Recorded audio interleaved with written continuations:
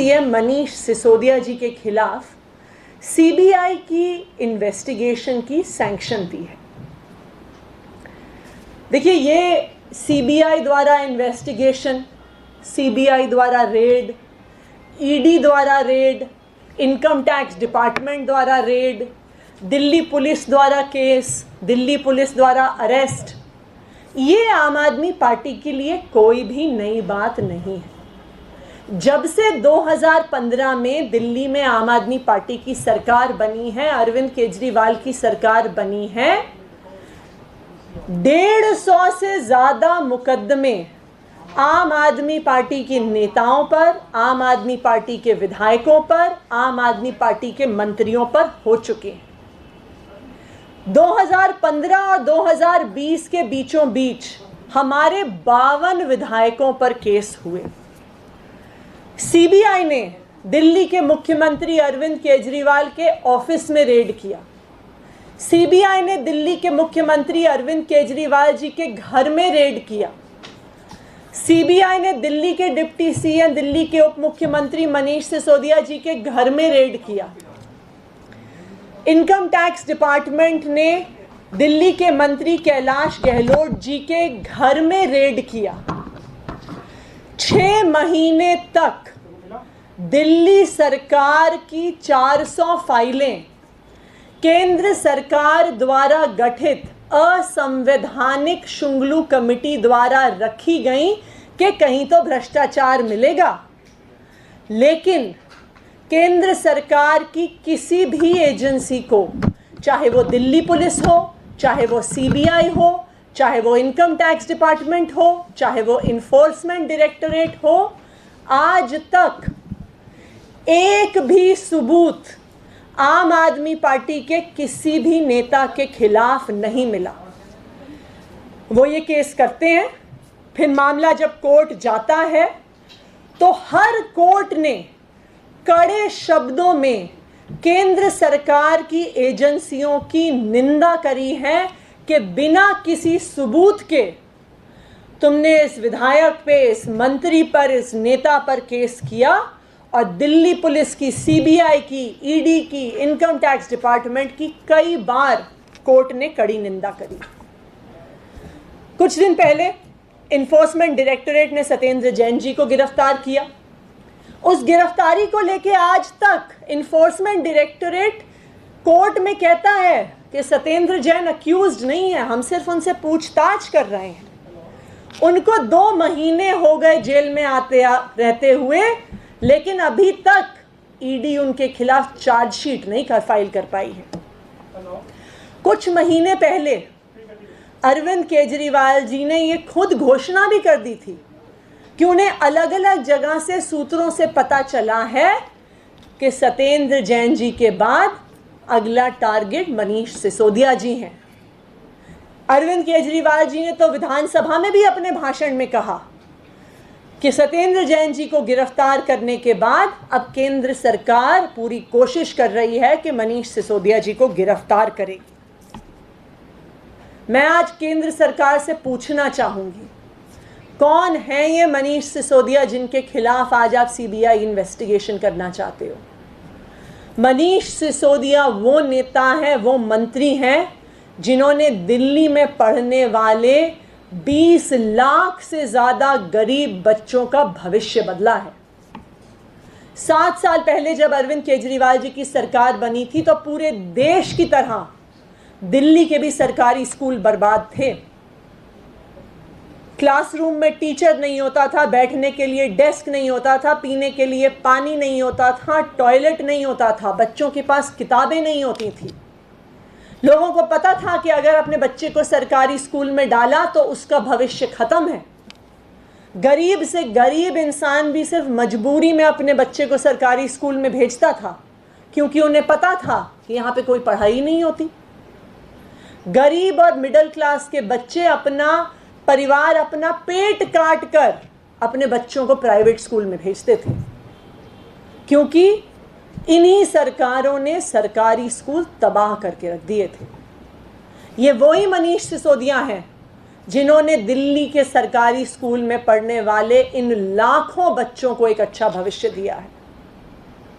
ये वही मनीष सिसोदिया हैं जिनके नेतृत्व में पिछले 5 साल से दिल्ली के सरकारी स्कूलों के नतीजे प्राइवेट स्कूल से बेहतर आ रहे हैं। ये वही मनीष सिसोदिया हैं जिनके नेतृत्व में पिछले कुछ सालों में 4 लाख से ज़्यादा बच्चों ने प्राइवेट स्कूल छोड़कर सरकारी स्कूल में एडमिशन लिया है। ये वही मनीष सिसोदिया हैं जिनके नेतृत्व में हर साल अब दिल्ली के सरकारी स्कूलों से हज़ारों बच्चों का एडमिशन IIT, JEE, नीट के माध्यम से देश के बड़े बड़े मेडिकल और इंजीनियरिंग कॉलेजेस में होता है। लेकिन मोदी जी की केंद्र सरकार को ये कैसे पचेगा? मोदी जी की सरकार को ये कैसे पचेगा कि दिल्ली के गरीब बच्चों को अच्छी शिक्षा मिल रही है?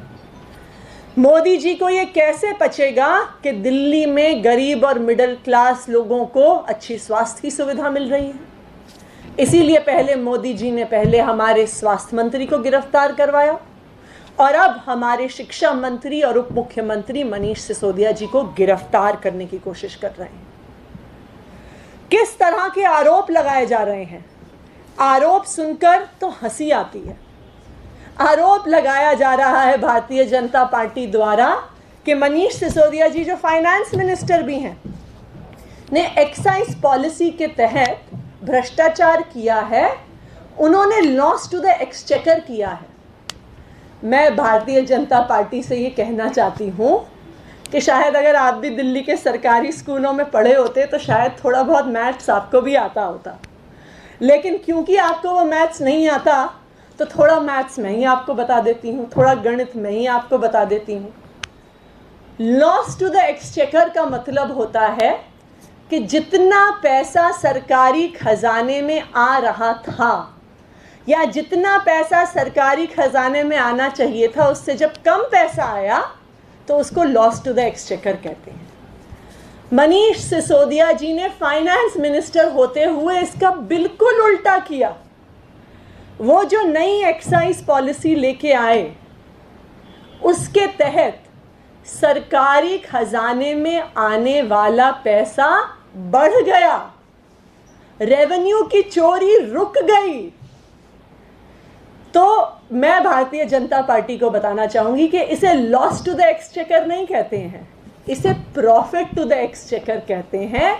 सरकारी खजाने को होने वाला मुनाफा जो पुरानी सरकारों और पार्टियों द्वारा एक्साइज पॉलिसी चलाई जाती थी, उसके तहत 2019-20 में दिल्ली सरकार को 4,109 करोड़ का रेवेन्यू हुआ।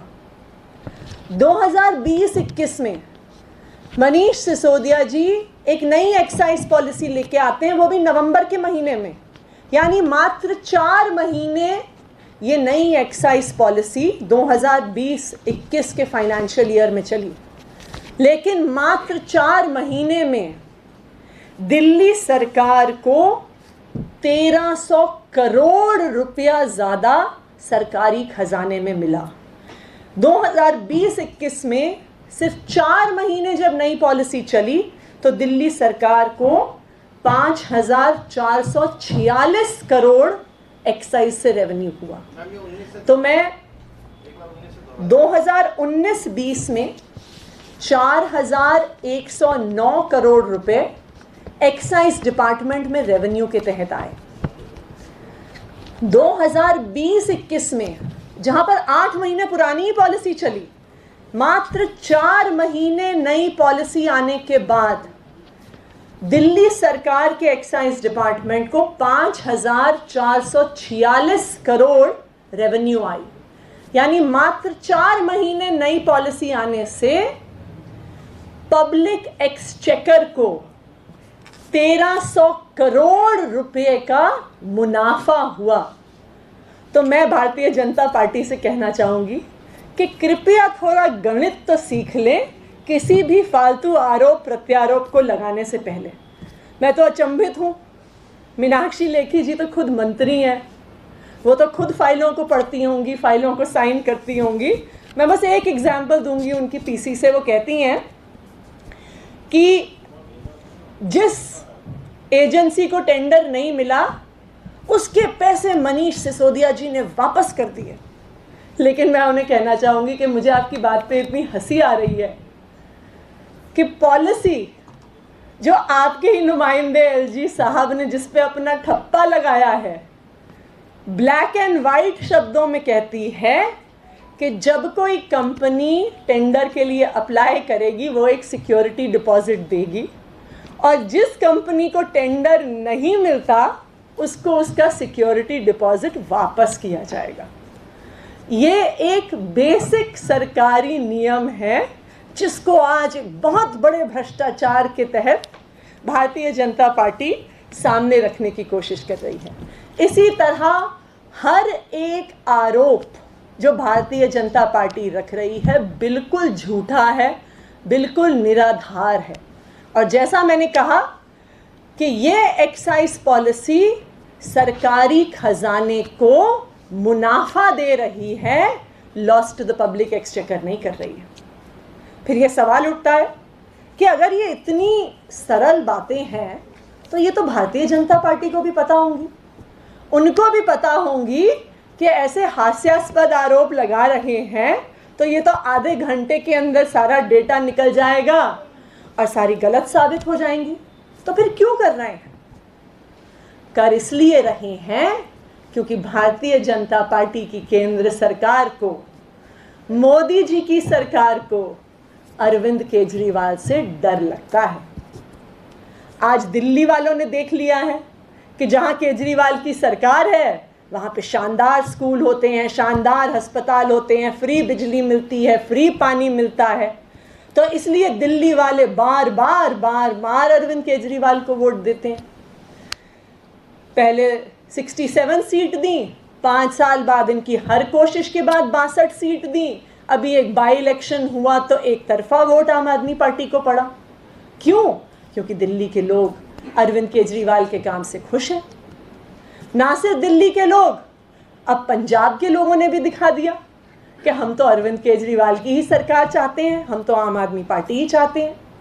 और पंजाब की जीत के बाद पूरी देश में आम आदमी पार्टी की जो आंधी चली है, जब देश के अलग अलग हिस्से से लोग आम आदमी पार्टी से जुड़ रहे हैं, देश के अलग अलग कोनों में अरविंद केजरीवाल की लाखों लोगों की सभाएं हो रही हैं, कई लोग आम आदमी पार्टी से जुड़ना चाह रहे हैं, अलग अलग राज्यों में आम आदमी पार्टी को इतना समर्थन मिल रहा है, पूरे देश के लोग अरविंद केजरीवाल को एक उम्मीद की तरह देख रहे हैं, तो ऐसा लग रहा है कि मोदी जी की रातों की नींद उड़ गई है। अब मोदी जी की रातों की नींद उड़ गई है, या जब थोड़ी बहुत नींद आती है तो लगता है कि अरविंद केजरीवाल भूत की तरह उनके सपनों में आ जाते हैं। जब अरविंद केजरीवाल जी भूत की तरह उनके सपनों में आ जाते हैं तो फिर वो सुबह सुबह उठ के अपने सारे नेताओं को कहते हैं, सारे मंत्रियों को कहते हैं, सारे नुमाइंदों को कहते हैं, भाई इस केजरीवाल की सरकार के कामों को किसी तरह से बंद कराओ, इस केजरीवाल की पार्टी के कामों को किसी तरह से बंद करवाओ, वरना मुझे नींद आनी बंद हो जाएगी। तो मैं आदरणीय प्रधानमंत्री मोदी जी से कहना चाहूँगी कि अगर आपको रात को नींद नहीं आती है, अगर अरविंद केजरीवाल जी आके भूत की तरह नाचते हैं आपके सपनों में, तो आप नींद की गोली ले लीजिए ना। वो तो सिंपल सा समाधान है। क्यों अपनी खिल्ली उड़ा रहे हैं? क्यों ऐसा डेटा सामने रख रहे हैं जो आधे घंटे में गलत साबित हो जाएगा? मैं आदरणीय प्रधानमंत्री नरेंद्र मोदी जी से कहना चाहूँगी कि आज पूरे देश के लोगों को अगर कोई एक उम्मीद दिखती है एक बेहतर ज़िंदगी की, एक बेहतर सरकार की, अपने बच्चों के बेहतर भविष्य की, तो वो उम्मीद सिर्फ और सिर्फ अरविंद केजरीवाल। मैं मोदी जी से कहना चाहूँगी कि आप हमें डराने की कितनी कोशिश कर लीजिए, आप हमारे काम रोकने की कितनी भी कोशिश कर लीजिए, हम अरविंद केजरीवाल के सिपाही हैं, हम आपकी एजेंसियों से डरने वाले नहीं हैं। आपने सत्येंद्र जैन जी पर केस किया, अब आप उनको जेल भेज दिया, अब आप मनीष सिसोदिया जी को जेल भेजने की तैयारी कर रहे हैं। मुझे पूरा भरोसा है कि इसके बाद वो मुझे भी जेल भेजेंगे, सौरभ भारद्वाज को जेल भेजेंगे, दुर्गेश पाठक को जेल भेजेंगे। लेकिन मैं मोदी जी से कहना चाहती हूँ कि हम जेल से डरने वाले नहीं हैं। हमने भारत में बदलाव लाने की कसम खाई है। जब तक इस देश में बदलाव नहीं आता, जब तक इस पूरे देश में हर आम इंसान की, हर गरीब इंसान की जिंदगी बेहतर नहीं हो जाती, तब तक अरविंद केजरीवाल और अरविंद केजरीवाल के सिपाही रुकने वाले नहीं हैं। अगर आपको लगता है कि आप हमें सीबीआई से, ईडी से, दिल्ली पुलिस से, इनकम टैक्स से डरा दोगे, तो मैं आपको ये बताना चाहती हूं कि आपका ये भ्रम गलत है। आपने हम पे सैकड़ों केस कर लिए, लेकिन हर बार मोदी जी जब आप हमारी पार्टी के नेताओं पे केस करते हो तो हमारी हिम्मत, हमारा हौसला और हमारा प्रयास दुगना हो जाता है। आप हम पर केस करते जाइए। पहले हमारी दिल्ली में सरकार थी, फिर हमारी पंजाब में सरकार बनी है। आप जितने केस हम पर करेंगे, राज्य दर राज्य अरविंद केजरीवाल की सरकारें बनेंगी। धन्यवाद। मैडम, लेकिन आरोप जो है, आरोप ये है कि जो ब्लैक लिस्टेड कंपनी थी उनका भी साथ आप लोगों ने दिया। देखिए, जैसा मैंने कहा आपको अपनी प्रेस वार्ता में कि एक भी डेटा जो भारतीय जनता पार्टी द्वारा दिया गया है वो फैक्चुअली करेक्ट नहीं है। सबसे पहला आरोप उनका ये है कि लॉस टू द एक्सचेकर हुआ। लॉस टू द एक्सचेकर का मतलब होता है सरकारी खजाने को घाटा। अगर सरकारी खजाने में आने वाला पैसा 1300 करोड़ रुपए से बढ़ गया तो ये घाटा कैसे हुआ? उसी तरह जब कहा जाता है कि मनीष सिसोदिया ने पैसे वापस कर दिए तो पता चलता है वो पॉलिसी थी। तो एक एग्जाम्पल जो आज पहले तो एक अनसाइंड नोट के माध्यम से सारे मीडिया हाउसेस को दिया गया था भारतीय जनता पार्टी द्वारा, फिर उसी कागज को मीनाक्षी लेखी जी ने प्रिंट कर दिया और वो प्रेस कॉन्फ्रेंस में उससे पढ़ के सुना रही थी। एक फैक्ट जो भारतीय जनता पार्टी के नेताओं द्वारा दिया गया है वो सरासर झूठ है।